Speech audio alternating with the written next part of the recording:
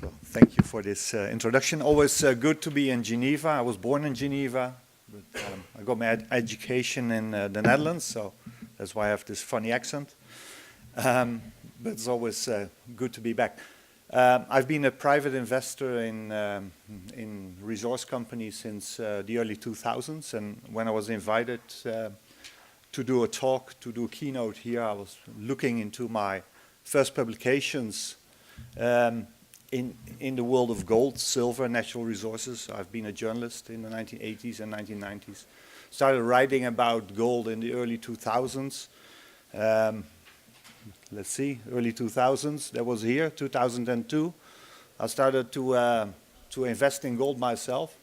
I started to advise people to invest in gold and silver because we had this very low valuation after this correction, which took almost 20 years since the 1980s.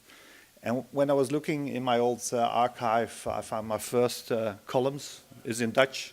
I don't know if you can read Dutch, but this was all printed in 2002. And I even wrote 3 columns on the manipulation of the gold markets by JP Morgan and their friends on Wall Street. And you know, I was called a conspiracy theorist for, I think, well, over 15 years, claiming that the gold market was being manipulated. And sometimes you only have to wait 17 years before the Financial Times agrees with you and, well, publish news facts like this. So I've been around for quite a long time. I'm getting old. I started the Commodity Discovery Fund in 2008. After being a private investor. In 2005, I was a market commentator working for Dutch TV, but I was a private investor at night, one could say. Yeah. Oh no, he's warning that the battery is running low, so might be good to plug in. Okay. Well, I hope we'll have enough battery life. So in 2005, I was still working as a journalist, but I started to become a discovery investor. I call myself a full-time discovery investor. So I was always on the hunt for the next big discovery. Even started a discovery alert service for investors around that time. We had 1,000 subscribers in 30 countries. Well, alerting them about the next big discovery. We had a tip about Aurelian resources, which made a remarkable discovery in Ecuador. I always like this quote by John Bridge, a gold analyst of JP Morgan, explaining what can happen when you're lucky enough to invest in an exploration company making a wonderful discovery. I was a very early investor in Aurelian resources. One could call it beginner's luck. I bought 10,000 shares for 30 cents in 2006. It ran up to $43 within 18 months. And actually that was the start for me to become a full-time discovery investor. Keith Barron, the chief geologist with Aurelian Resources, he's very happy here because he, in his discovery hole, it was 250 meters, 5 grams of gold. It delivered 12 boxes of visible gold, and that hole was later repeated by an even better hole, I think 230 meters of 8 grams, and then 200 meters by 24 grams. And the Fruto del Norte deposit in Ecuador, being discovered in 2006, is being developed now into a mine. Here's clear evidence that under the rainbow there's a pot of gold. This deposit, so this picture is from around 2007. Currently the mine is being built and will be commissioned, and production will start later this year. So it took them 13 years to get into production, and Ecuador is one of the new countries where many mines, I think, will be built in the next few decades. We've seen an inflow of major companies like BHP and some other large producers entering the country, opening a country office, and expecting to find a lot of, especially copper and gold there.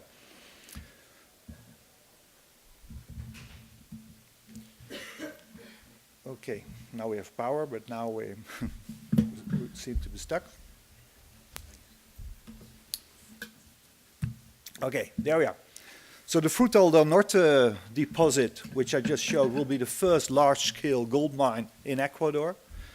So that's a big success for Lundin Gold. So Lundin Gold, of course, bought this deposit from Kinross. Kinross bought it in 2008 for $1 billion, and Lundin Gold only paid $250 million to acquire it. As discovery investors, we focus on the sweet spot while a junior exploration company makes a discovery. That's often the best point to start an investment. And there's another sweet spot. That's once the development stage turns into the production stage. It tends to be a re-rating once a company starts production. The worst decision of my life was to start my commodity discovery fund in 2008. Was just at the top of the last commodity cycle. So we see the commodity index. It had a double bottom around 2000. Took 3 or 4 years. Then we had a huge run towards 2008. Then the Lehman crisis, the collapse, the recovery in 2009, 2010, which brought us returns of 400%.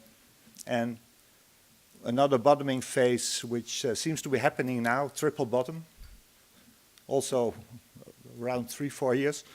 And I think this is one of the best times to invest in natural resources and commodities. So I should have started the fund here instead of there. But currently we have 60 million assets under management, so I think that's a great start at the bottom of the cycle. And when we look at the growth of our fund, we've been very lucky to see net inflows every year. It's quite rare for commodity funds to have net inflow every year. Especially the last few years have shown large redemptions, especially by institutions from commodity funds. I think this is the most interesting slide I can show you today. It's the valuation of commodities compared to the other assets, let's say the S&P 500. Mm-hmm. And this chart goes back 50 years. And the current valuation, one should say undervaluation of commodities in relation to the S&P 500 is amazing. Never has been any lower than this. And I think even this week we're seeing new lows because the S&P is jumping quite a bit because of all the new QE money being pumped into the system by the Federal Reserve, telling us it's not QE, but it's 100 billion a day. So I want to touch on the extreme undervaluation in our sector. We've been investing in we concentrate on the largest mineral discoveries worldwide, and these are 2 of the best discoveries of zinc. Tinka zinc discovery in Peru, currently valued, the whole company at 40 million Canadian dollars. And if we look at 5-week zinc project in the Yukon in Canada, I think Teck already has a 10% stake in that company. You can buy 5-week zinc for 20 million Canadian dollars. Both projects have billions of metal value, gross metal value, and an NPV of around 1 billion. I think this can't get any more extreme. We have a quite simple strategy. We only invest in the largest discoveries, the world-class discoveries. And our exit strategy is even more simple, just wait for the buyout. And we've had 57 buyouts in the last 11 years. So once you choose the best discoveries, they will always be bought out by major companies looking for new projects, new reserves. And especially this year was quite strong year for us, but it's rather constant, the number of buyouts every year. We tend to focus on precious metals because I always wanted to invest and to start a fund which is also crisis-proof. So 70% of our investments are precious metals related. 20% is base metals, especially copper, nickel, zinc. We'll touch on that a little bit more later. And we have some 10% in specials, what we call specials. Could be uranium, lithium, or cobalt. We organize a discovery day every year in Amsterdam, in which we invite the best companies working on the world's best world-class discoveries worldwide to present. This April we had Quinton Henning, Keith Barron, who was the geologist who made the Frutal del Norte discovery in Ecuador. And next year we'll have another 8 companies. You're always welcome to visit that day. When we look at the number of discoveries being made in the last decade, well, there are almost 1,000 discoveries being made, but not all discoveries are equal. So we concentrate on the world-class discoveries, and if you look at the tier 1 discoveries, only 15 of them were made in the last decade. 4 being in China, 4 in Canada, 2 in the US, and 2 in the DRC. NextGen's uranium discovery is one of them. That's a large position in our fund. In the last decade, 65, sorry, this is the wrong one. In the last decade, over 60% of all discoveries were made by junior exploration companies. So many major producers have even closed down their exploration divisions. So they always need to buy out the junior exploration companies making discoveries, and that's the nature of our industry, and I think that will become even stronger. I would like to touch shortly on the very strong supply and demand fundamentals, especially the next decade. If we look at total yearly world gold production, currently around 100 million ounces, total yearly world gold discovery, around 25 million ounces. So we've seen a decline in the reserves by major gold producers in the last 5 years by 26%.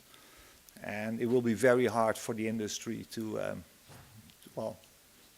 keep adding to their production and keep adding to their reserves. Silver is even more serious. We've had production and production deficits for the last 60 years. In every year, worldwide silver production couldn't keep up with the total physical demand. And the only reason we don't see any physical shortages in the market is because we had this above the ground silver stock of all the old silver coins we used in the 60s and the 70s. But one day this above the ground stock will be gone.